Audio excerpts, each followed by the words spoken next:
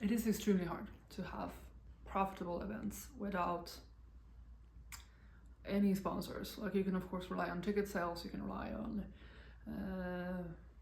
any in-kind donations, or you can try to make it for free, but it is really hard to do it. And the best way that I have financed all my events has been through sponsorships. And I do it by a 4-step process, where the first is that I define the items I can sell. I call that sellables.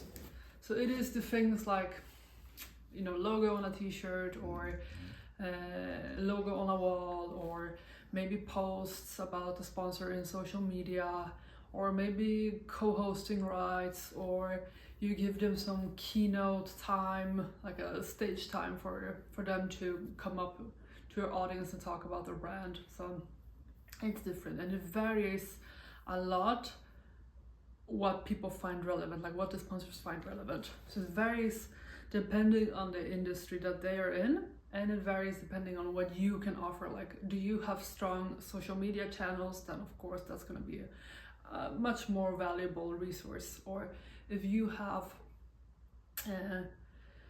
a very strong, like a very good event with a lot of relevant people, then email blasts to this people, or even giving the list of people that are, for instance, their names or the company names to the sponsor, could be extremely beneficial to the sponsor. Now, I don't like that last thing, because you have to have people's consent to do that. So you have to make sure you have that before you give away things. However, what you really have to look at is what type of what type of practice is like the best practice in the industry. So if the sponsor is like very much into social media posts, then of course that's going to be a better sellable. Or if they are marketing themselves by attending events, like maybe they have booths at different events, then of course a booth is a sellable. But if they attend events and don't host their own events, that's a golden opportunity for you to offer them co-hosting rights to the event. So it's kind of an event that they get to put their name on together with you for a certain amount of money. So those are the sellables. Like, you can try and test them, but all of these different things can be priced to different points. And second part,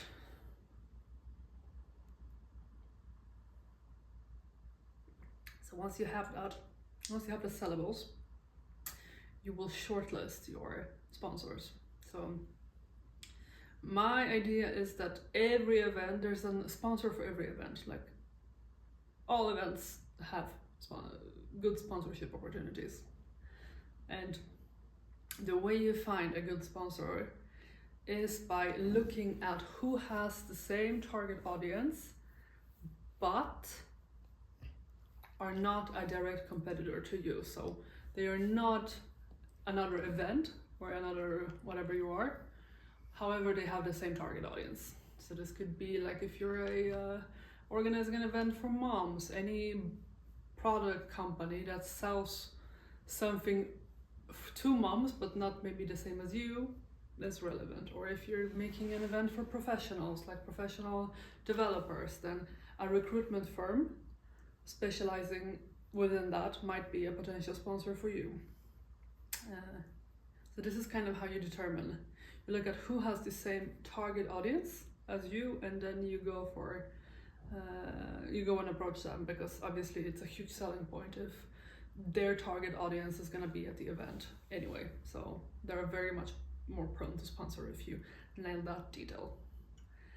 Third thing you have to do is that you have to build a deck.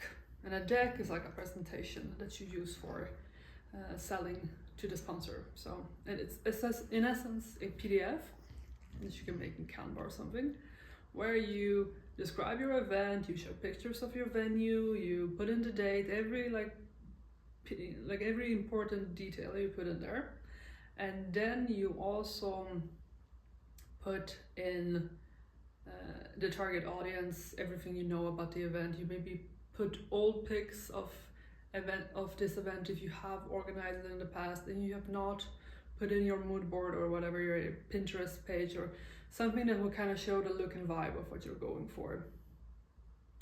And you also put in your offer, like these are the sellables, but they're priced.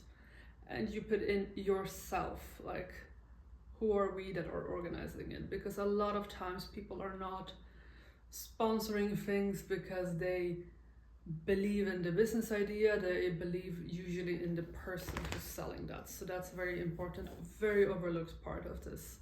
And we overestimate the business idea and underestimate the team that is behind the event.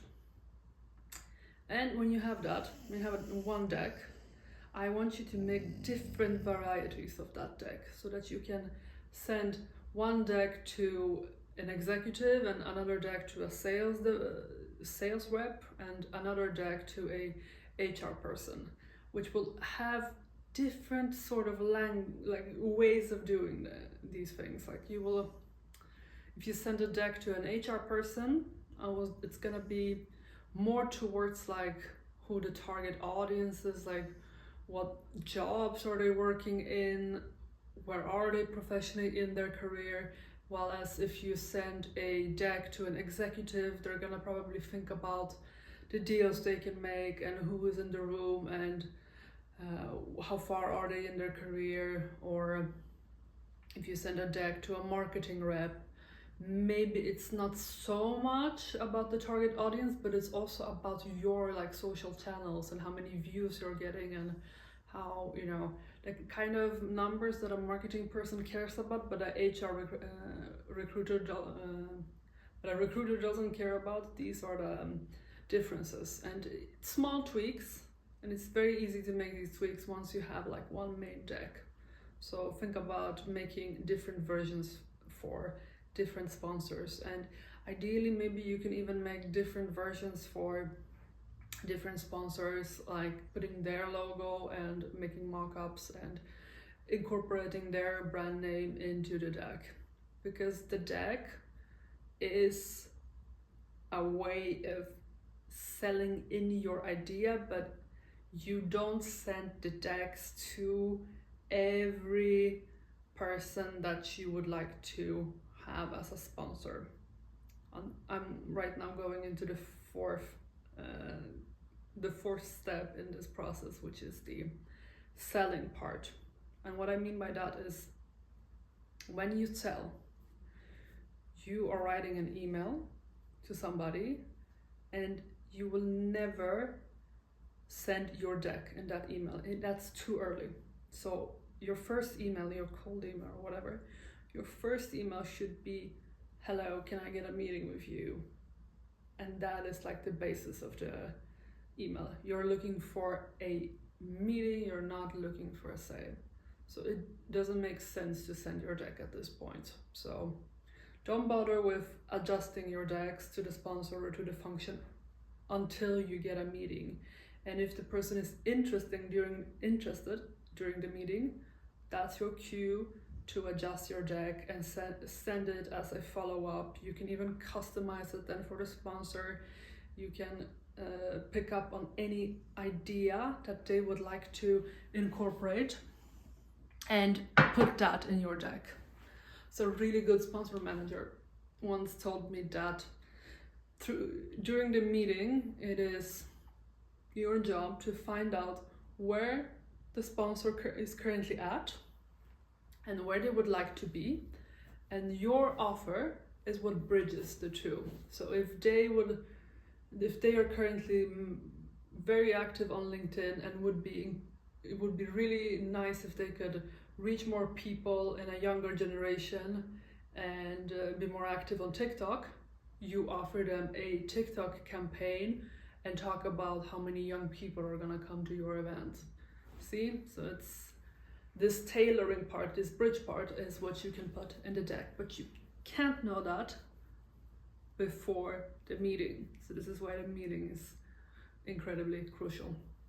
I actually made a deck with all of these things and some pointers and some ideas and some examples of sellables for you, which I will put in the description to this video so that you have everything and you can just, learn by doing, which is essentially what this is. So huge thanks for listening. It's very cool to be here with you and talk about these things. I often feel like I need to get these things out of me because there's so much to say about these topics and so much knowledge that you acquire through the years. But this is what I do on this channel, by the way. I talk about my experiences, I talk about my knowledge, and I try to teach as many things as possibly. So thanks for tuning in.